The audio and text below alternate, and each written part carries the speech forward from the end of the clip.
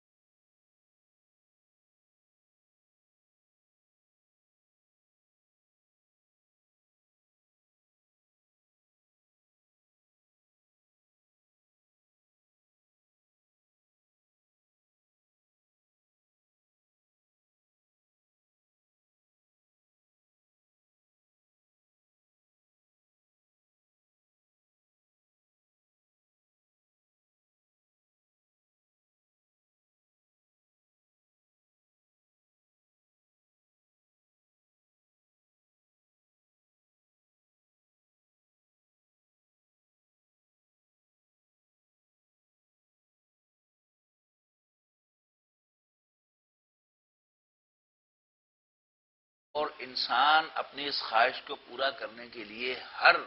راستہ اختیار کرتا ہے، لیکن ذرا سینسیبل طریقے سے، عقل کے ساتھ. اور حاصل کیا ہوتا ہے؟ یعنی مرد عورت سے انجوائے کرنا چاہتا ہے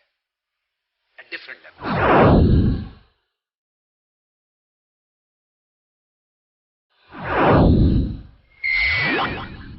عورت عام طور پر مردوں کی گفتگو کا موضوع ہوتی ہے،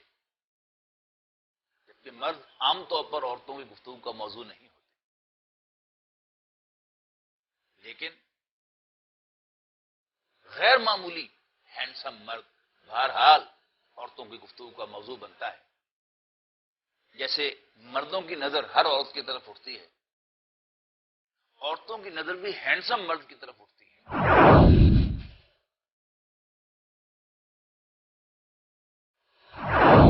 جذبہ جنس یہ اتنا قوی جذبہ ہے کہ یہ دین کے کام میں بھی انسان کو کوئی ایکسیپشن نہیں. اگر دین کے کام میں بھی ستر و حجاب کے احکام اور سیگریگیشن کی انسٹرکشنز کو فالو نہیں کیا جائے گا تو یہاں بھی پھر چند چڑھیں گے، اور وہاں پر وہ چیزیں ہوں گی کہ جن سے دین بھی بدنام ہوگا اور اللہ تعالیٰ کے ہاں جواب دہی بھی بڑی سخت ہوگی.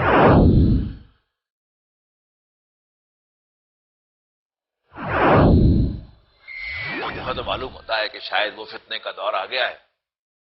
جسے رسول اللہ صلی اللہ علیہ وسلم نے فرمایا تھا کہ جس کو اصلاح ممکن نہ ہو تو پھر انسان کو یہاں اس معاشرے میں رہنے کی اجازت نہیں ہے.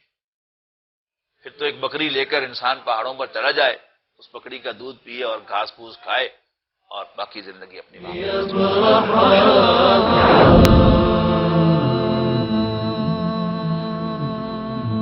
اعوذ باللہ من الشیطان الرجیم.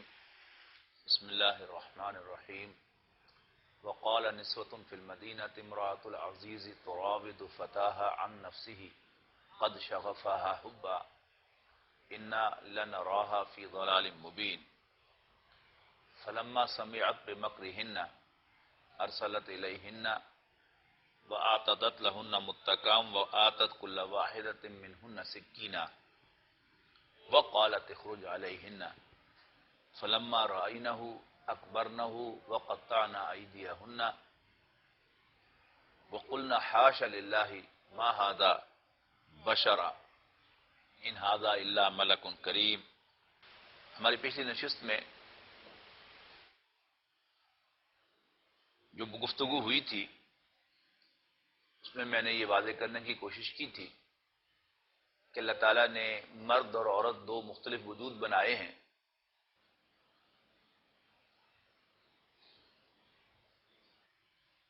ایک تو یہ کہ مرد کی نیچر میں اس کے جذبات پر اس کی عقل حاوی ہے، یعنی انسان کو اللہ تعالیٰ نے، مرد کو یہ اختیار دیا ہے کہ وہ اپنے جذبات کے ایکسپریس کرنے میں چوزی ہو سکتا ہے، سلیکٹو ہو سکتا ہے، اختیار رکھتا ہے عورت کے مقابلے میں نسبتاً زیادہ، ویر ایز عورت پر اس کی عقل کا یہ کنٹرول مرد کے مقابلے میں کم ہے۔ دوسری بات جو زیر بحث آئی وہ یہ کہ مرد کے جذبات میں سر فہرست انسان کا جنسی جذبہ ہے، جبکہ عورت کے جذبات میں سر فہرست اس کی مامتا ہے اپنی اولاد کے لیے، کہ اس کا یہ مطلب ہرگز نہیں ہے کہ عورت کے اندر جنسی خواہش ہے ہی نہیں۔ بلا شبہ عورت کے اندر بھی یہ جذبہ ہے، اور حیوانات میں بھی اور انسان میں بھی افزائش نسل کا سارا سلسلہ اسی جذبے کی بنیاد پر ہے۔ اگر عورت کے اندر سرے سے یہ جذبہ ہی نہ ہو تو وہ کاہے کو کھیڑ مول لے اولاد کا، اور کاہے کو وہ اپنے اوپر بوجھ لا دے بچوں کی ذمہ داریوں کا۔ اللہ تعالیٰ نے اس کے اندر بھی یہ جذبہ رکھا ہے۔ لیکن جو بات میں عرض کرنا چاہتا تھا وہ یہ ہے کہ عورت کے اندر نارملی،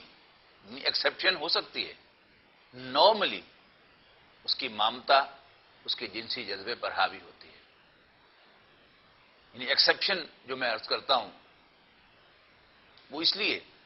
کہ آپ کے ذہن میں سوال پیدا ہو سکتا ہے کہ بہت سے واقعات ہم اخبارات میں پڑھتے ہیں، ہمارے علم میں آتی ہے کہ بال بچے دار خاتون بھی کسی مرد کے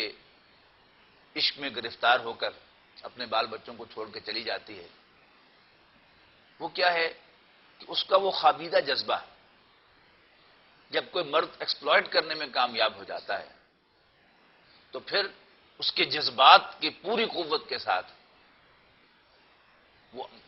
ظاہر ہوتا ہے، اور وہ سب کچھ دیکھنے کو ملتا ہے جو اخبارات کی زینت بنتا ہے، جس سے عقل بھی انسان کی حیران رہ جاتی ہے کہ یہ کیا ہو رہا ہے۔ جو بات میں نے عرض کی تھی کہ عورت مرد کے لیے مطلقاً پرکشش ہے، اور اس کا مظہر کیا ہے کہ عورت ینگ لکنگ ہو، خواہ بوڑھی ہی کیوں نہ ہو، اس کے اندر کشش ہے۔ اور عورت گوری ہو، کالی ہو، خوبصورت ہو، بدصورت ہو، موٹی ہو، پتلی ہو، اس کے اندر مرد اپنے اندر کشش محسوس کرتا ہے۔ یہاں تک کہ جب فلش سسٹم کا زمانہ نہیں تھا اور بھنگن اپنے سر پر گندگی اٹھا کر چلتی تھی اور پتہ بھی ہوتا تھا کہ اس کے سر کے اوپر گندگی ہے، اس کے باوجود مرد کی نظر اس کی طرف اٹھتی تھی۔ جہاں تک عورتوں کا تعلق ہے، مرد مطلقاً عورت کے لیے پرکشش نہیں ہے۔ ہاں، کوئی غیر معمولی ہینڈسم مرد ہو تو اس کے اندر عورت بہرحال اپنے اندر کشش محسوس کرتی ہے۔ عورت عام طور پر مردوں کی گفتگو کا موضوع ہوتی ہے، جبکہ مرد عام طور پر عورتوں کی گفتگو کا موضوع نہیں ہوتے۔ لیکن غیر معمولی ہینڈسم مرد بہرحال عورتوں کی گفتگو کا موضوع بنتا ہے۔ جیسے مردوں کی نظر ہر عورت کی طرف اٹھتی ہے، عورتوں کی نظر بھی ہینڈسم مرد کی طرف اٹھتی ہے۔ یہ بات ذہن میں رکھنی چاہیے۔ اور قرآن مجید نے یہ پیغام ہمیں سورہ یوسف میں دیا ہے، جو آیات میں نے ابتدا میں تلاوت کی ہیں۔ سورہ یوسف کے چوتھے رکوع کا حاصل یہی ہے۔ عزیز مصر حضرت یوسف علیہ السلام کا آقا تھا، وہ خرید کے لایا تھا حضرت یوسف کو جب وہ بچے تھے اور اس نے آ کر اپنی بیوی کے حوالے کیا تھا کہ اس بچے کی خوب نگہداشت کرو، شاید یہ ہمارے کام آئے، اور کیا عجب کہ ہم اسے بیٹا ہی بنا لیں۔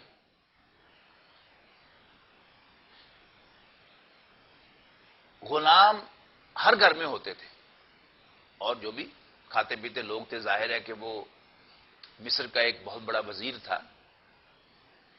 اور بھی غلام ہوں گے، لیکن حضرت یوسف علیہ السلام باوجود اس کے کہ اس عورت کے ہاتھوں میں پلے تھے، لیکن غیر معمولی ہینڈسم ہونے کی وجہ سے اس عورت کے لیے ارریزسٹیبل ہو گئے، وہ اپنے جذبات کو قابو میں نہ رکھ سکی۔ اور یہی بات باقی جو اس ٹاپ براس کی خواتین تھیں، ظاہر ہے حضرت یوسف علیہ السلام کا آقا بھی ایک وزیر تھا، اور بھی وزراء ہوں گے، اور بھی سرداران ہوں گے، اور ان سب کے گھروں میں نوجوان غلام ہوں گے، کام کرنے والے، خادم ہوں گے، کام کرنے والے۔ اور ایک اور بھی آپ کی آبزرویشن ہوگی کہ مرد اور عورت جو ہے ان کا اس معاملے میں بالکل ڈفرینٹ بیہیویئر ہے۔ جن گھروں میں نوجوان ملازم کام کرتے ہیں، آپ کو شاید ہی یا بہت ریئر آپ کو کوئی ملے گا کہ خاتون خانہ اس ملازم کے ساتھ انوالو ہو جائے۔ ویئرایز جہاں بھی جوان عورتیں گھروں میں کام کرتی ہیں، یعنی جوان سے مراد بالکل 20 سال کی عورت نہیں، یعنی مڈل ایج کی خاتون بھی، ینگ لوکنگ، تو وہاں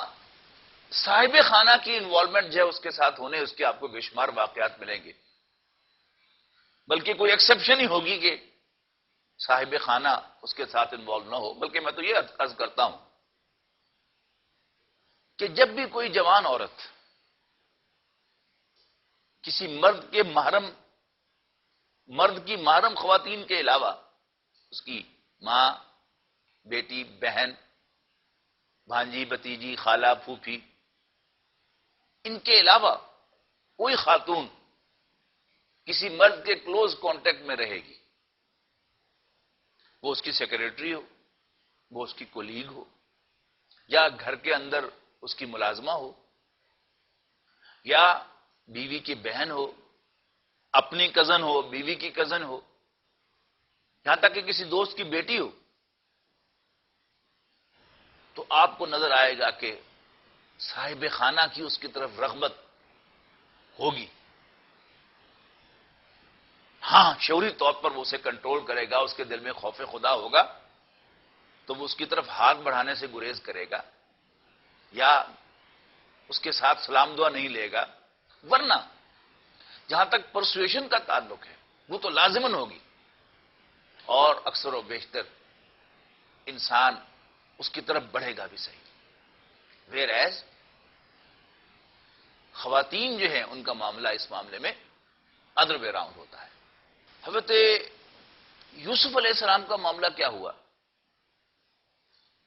کہ یہ جو سیکس سکینڈلز ہوتے ہیں یہ جنگل کی آگ سے بھی زیادہ تیزی کے ساتھ پھیلتے ہیں، لیکن انسان کو یہ غلط فہمی ہوتی ہے عام طور پر کہ میں اگر آؤٹ آف ویڈ لاک کہیں کوئی گڑبڑ کروں گا تو کسی کو کیا پتہ چلے گا، لیکن اللہ تعالیٰ جو ہے اس نے ایسا نظام بنایا ہے کہ it is never a secret, آج نہیں تو کل یہ لیک آؤٹ ہوگا اور پھر جنگل کی آگ کی طرح پھیل جائے گا۔ یعنی حضرت یوسف علیہ السلام کے واقعے میں سورہ یوسف میں تفصیل کے ساتھ یہ ساری بات بیان ہوئی ہے کہ جب حضرت یوسف علیہ السلام کو پرسو کیا، ان کی مالکن نے تقاضا کیا ان سے سیکس کا، حضرت یوسف علیہ السلام نے یہ کہتے ہوئے کہ انہ ربی احسن مثوایا، کہ تمہارا شوہر میرا آقا ہے اور اس نے مجھے بڑے پیار سے اور بڑی عزت کے ساتھ رکھا ہوا ہے، اور میں یہ خیانت نہیں کر سکتا اس کے ساتھ۔ اور اللہ تعالیٰ خیانت کرنے والوں کو پسند نہیں فرماتا، اور بڑا ظلم ہے اگر میں یہ کروں گا تو۔ وہاں سے بھاگے، کوئی واقعہ آپ کو معلوم ہے کہ وہ ان کے پیچھے بھاگی، اس کے پیچھے سے ان کا کرتا پکڑنے کی کوشش کی اور کرتا پھٹ گیا۔ اللہ تعالیٰ نے ان کے دروازے کھول دیے اور عین دروازے کے اوپر عزیز مصر سے ملاقات ہوئی تو عورت نے وہی کچھ کیا جو عام طور پر ہوتا ہے۔ قرآن مجید چونکہ کتاب ہدایت ہے کہ ایک دم اس نے سارا مدعا جو ہے حضرت یوسف علیہ السلام پر ڈال دیا اور اپنے شوہر سے کہنے لگی کہ ما جزاء من اراد باہلک سوءا الا ان یسجن او عذاب علیم۔ اس شخص کی بھلا کیا سزا ہو سکتی ہے کہ جو آپ کے گھر والوں کے ساتھ کوئی برا ارادہ رکھے، سوائے اس سے اسے جیل میں ڈال دیا جائے یا بڑی سخت سزا دی جائے۔ حضرت یوسف علیہ السلام ہکے بکے رہ گئے ہیں۔ یراودتنی عن نفسی، اس نے مجھ سے خواہش کا اظہار کیا تھا، لیکن اللہ تعالیٰ نے بندوبست کیا کہ اس خاتون ہی کے گھر کا کوئی بچہ جو ہے اس کے رشتہ داروں میں سے معصوم بچہ وہ بولا اور متوجہ کیا عزیز مصر کو کہ بھائی دیکھو کرتا دیکھو یوسف کا علیہ السلام، اگر تو وہ آگے سے پھٹا ہوا ہو تو اس کا مطلب ہے کہ وہ اس کی طرف بڑھ رہے تھے، تو اس کا مطلب ہے کہ خاتون سچی ہے اور یوسف علیہ السلام جھوٹے ہیں، اور اگر کرتا پیچھے سے پھٹا ہوا ہے تو اس کا مطلب کیا ہے کہ وہ اس سے بھاگنا چاہتے تھے اور وہ انہیں پیچھے سے پکڑ رہی تھی، پھر وہ جھوٹی ہے اور یوسف سچے ہیں علیہ السلام۔ جب اس نے معائنہ کیا کرتے کا تو پیچھے سے پھٹا ہوا تھا، تو اسے ساری بات سمجھ میں آ گئی، تو اس وقت اس نے لعنت ملامت کی اپنی بیوی کو، کہا کہ معافی مانگ اپنے گناہ کی، اور یوسف علیہ السلام کی منت بھی کی کہ یوسف عارض عن ھذا، یوسف چھوڑو اس بات کو، چھل پڑے، مٹی پالے۔ یعنی مطلب کیا تھا کہ اس کو یہیں پر کور کر دو، let it not be out. لیکن ہوا وہی جو ہوا کرتا ہے، جنگل کی آگ کی طرح یہ بات جو ہے وہ مشہور ہو گئی، اور یعنی ہر گھر میں اس کا تذکرہ ہونے لگا۔ اب وہ جو دوسرے منسٹرز کی، دوسرے سرداروں کی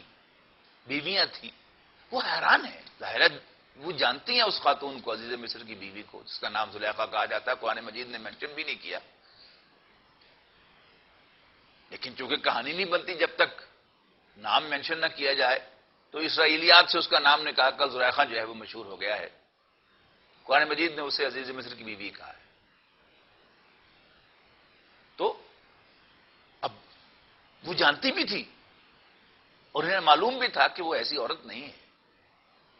تو ان کی سمجھ میں نہیں آ رہا تھا کہ یہ ہوا کیا ہے۔ ان کے اپنے گھروں میں بھی غلام اور ملازم تھے، مرد کام کرنے والے، and they hardly had any persuasion for them. یعنی کسی گھر میں کسی خاتون یا کسی مرد کی انوالومنٹ کی خبر کسی مرد کو ملے جس کے اپنے گھر میں بھی ملازمہ ہو، تو وہ فوراً سمجھے گا کہ ہاں یہ تو ہوتا ہی ہے، انجوائے کرنے کے لیے اس بات کو بے شک کرے، لیکن اسے حیرانی نہیں ہوتی اس بات پر اگر وہ عقل مند آدمی ہے تو۔ کہ یہاں کیا تھا، ان کے اپنے گھروں میں بھی ملازم تھے، they hardly had any persuasion for them, لیکن اور یہ اس عورت کو جانتی بھی تھی، وہ لہذا بڑی حیران تھی کہ ہوا کیا ہے۔ تو قرآن مجید نے نقشہ کھینچا ہے سورہ یوسف کے 4 رکوع میں، وَقَالَ نِسْوَةٌ فِي الْمَدِينَةِ امْرَأَةُ الْعَزِيزِ تُرَاوِدُ فَتَاهَا عَن نَفْسِهِ قَدْ شَغَفَهَا حُبًّا إِنَّا لَنَرَاهَا فِي ضَلَالٍ مُبِينٍ۔ شہر کی عورتیں کہنے لگی، ارے دیکھا تم نے، یعنی ایک دوسرے سے کہہ رہی ہیں، امراۃ العزیز تراود فتح، کہ عزیز کی بیوی، وزیر کی بیوی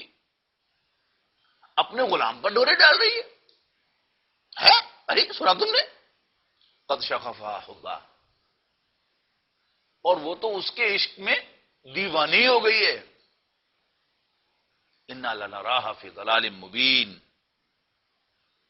ہم تو اس کو کھلی حماقت میں مبتلا دیکھتی ہیں، یعنی بالکل معلوم ہوتا ہے پردے سے اتر گئی ہے۔ اب ظاہر ہے کہ خبر جو ہے وہ گھوم کر واپس بھی آتی ہے، فلما سمعت بمکرہن،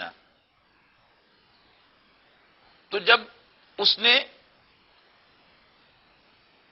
ان کی چرب زبانیوں کا حال سنا، مولانا اصلاحی صاحب نے ترجمہ کیا ہے، اور جب اس نے ان کے چرتر کا حال سنا، یعنی بڑی لمبی زبان کر رہی ہیں اس کے خلاف، ارسلت الیہن، تو اس نے انہیں بلا بھیجا، وَأَعْتَدَتْ لَهُنَّ مُتَّكَأً، اور ان کے لیے ایک ریسپشن ارینج کی، وَآتَتْ كُلَّ وَاحِدَةٍ مِّنْهُنَّ سِكِّينًا، اور ہر ایک کو ایک چھری دے دی۔ اب ظاہر ہے کھانے کی پینے کا سامان ہے تو چھری کانٹا تو ہوگا۔ اب ہر عورت جو وہاں آئی تھی، آپ نوٹ کیجئے کہ ایک منسٹر کی بیوی کی ریسپشن ہے تو وہاں کوئی بھوکی مانگنے والی عورتیں تو نہیں آئیں گی، سب کھاتے پیتے گھروں کی خواتین ہوں گی جنہیں کھانے پینے سے وہ خاص سروکار نہیں۔ تو ایک محفل ہوتی ہے میل ملاقات کی، اور اس موقع پر ہر عورت جو وہاں آئی تھی اس سے اصل جو تھی وہ پریشانی تھی کہ لیٹس سی وہ لڑکا ہے کون کہ جس نے اتنی بڑی عورت کی مت مار دی۔ یوسف علیہ السلام کے بارے میں یعنی انہیں کیوروسٹی تھی کہ ہمارے یہاں بھی ملازم ہے، ہمیں تو کچھ نہیں ہوتا، اگر یہ ہوا ہے، اور پھر یہ کوئی بیڈ ریپوٹیشن والی خاتون بھی نہیں تھی، بری مشورت بھی اس کی نہیں تھی، ہو نہ ہو یہ لڑکا کوئی خاص خوبصورت لڑکا ہوگا، must be extraordinary handsome. تو ظاہر ہے ایک دوسرے سے پوچھ رہی ہوں گی، ارے تمہیں معلوم ہے کہ ان لڑکوں میں سے یوسف کون سا ہے؟ وہ کہتے نہیں مجھے معلوم۔ بھائی ارے تمہیں معلوم ہے یہ یوسف والا کون سا ہے ان میں سے، تم نے دیکھا ہوا ہے؟ اب اسے بھی معلوم تھا، عزیز مصر کی بیوی کو بھی، کہ یہ آپس میں کیا خسر فسر کر رہی ہیں اور یہ کیا ڈھونڈ رہی ہیں، لہذا اس نے حضرت یوسف علیہ السلام کو پہلے ہی سے اندر کسی کچن وغیرہ میں مصروف رکھا ہوا تھا، اور ادھر ان سے کہا کہ بسم اللہ کیجئے، اور جب انہوں نے پہلا آئٹم کھانے کے لیے چھری کا استعمال شروع کیا، عین اس وقت ان کے پیچھے کی طرف دیکھ کر یوسف علیہ السلام کو بلایا، وقالت اخرج علیہن، ان سے کہا کہ ذرا اپیئر ٹو دم، ان کے سامنے آؤ۔ اب ظاہر ہے کیا ہونا تھا کہ چونکہ ہر عورت وہاں حضرت یوسف کو دیکھنے کے لیے آئی تھی، لہذا غیر ارادی طور پر کاٹتے ہوئے اس نے مڑ کے پیچھے دیکھا، اور اس سے وہ چھری جو تھی وہ ہاتھ پر چل گئی۔ اس کا یہ مطلب نہیں ہے کہ جیسے چور کا ہاتھ کاٹا جاتا ہے انہوں نے ہاتھ اتار کے پھینک دیے اپنے، نہیں، ان کے ہاتھ پر کٹ آ گئے اور وہ اکا بکا رہ گئی۔ فلما رأینہ، تو جب انہوں نے اس کو دیکھا، اکبرنہ،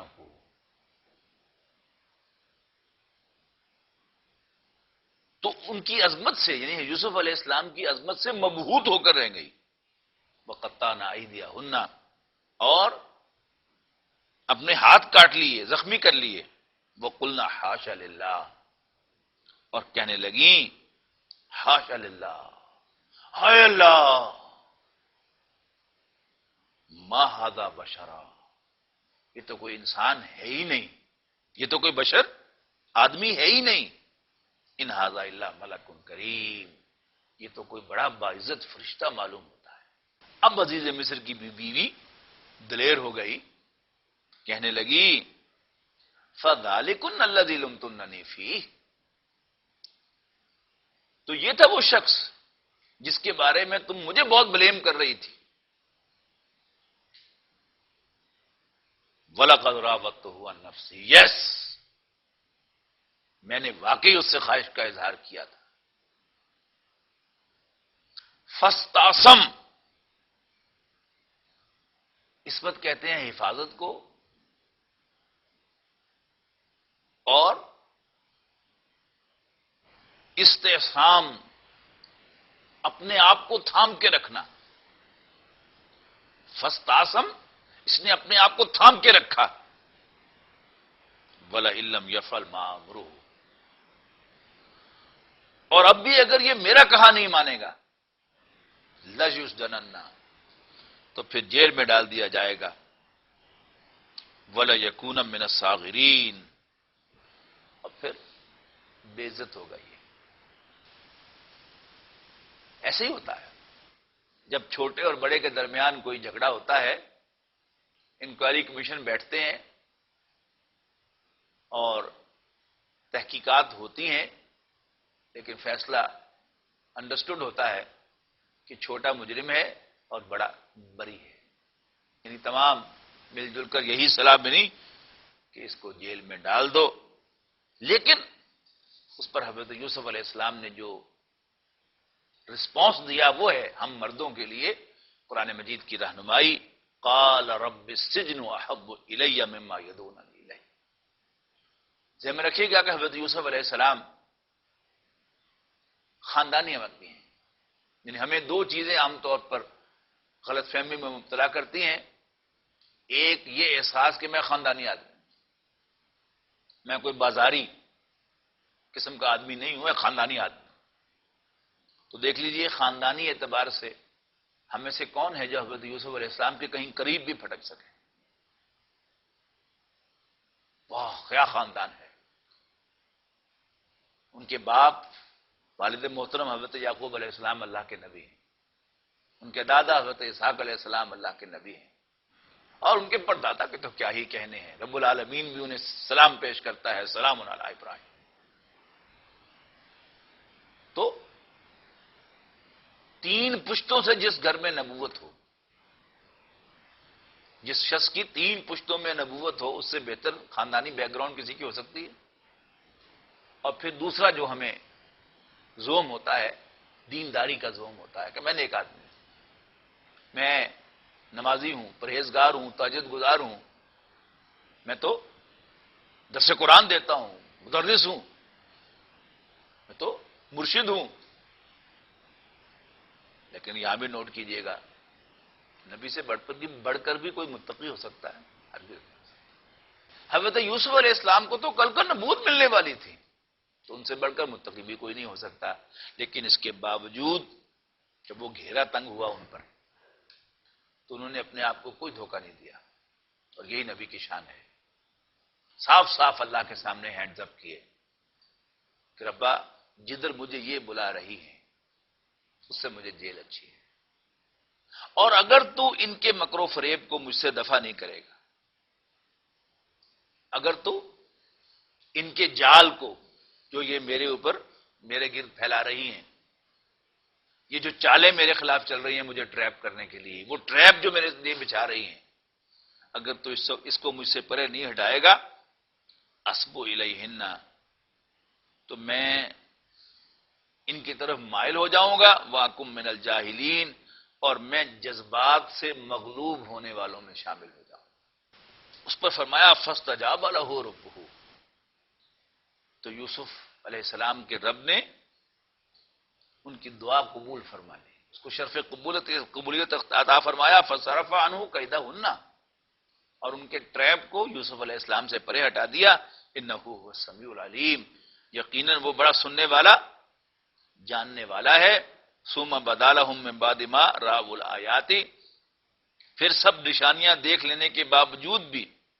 انہیں مصلحت اسی میں نظر آئی، لَيَسْجُنُنَّهُ حَتَّى حِينٍ، کہ کچھ مدت کے لیے تو وہ یوسف کو قید کر ہی دے، یہی انہوں نے کیا۔ تو مرد کے اندر جنسی جذبہ ہے، عورت کے اندر بھی جنسی جذبہ ہے، لیکن مرد میں وہ جنسی جذبہ اس کے جذبات میں سر فہرست ہے، عورت میں وہ جذبہ جو ہے وہ مامتا کے بعد ہے، لیکن ہے صحیح۔ لیکن اگر دوسری طرف کوئی ہینڈسم مرد ہو، غیر معمولی ہینڈسم، تو پھر وہ بڑی سے بڑی عورت کے لیے ارریزسٹیبل ہو سکتا ہے اگر اس کے ساتھ کلوز کانٹیکٹ ہوگا۔ انشاءاللہ اس پر مزید گفتگو ہم اگلی نشستوں میں کریں گے۔ اللہ تعالی ہمیں صحیح رہنمائی سے نوازے۔ آخر دعوانا الحمدللہ رب العالمین۔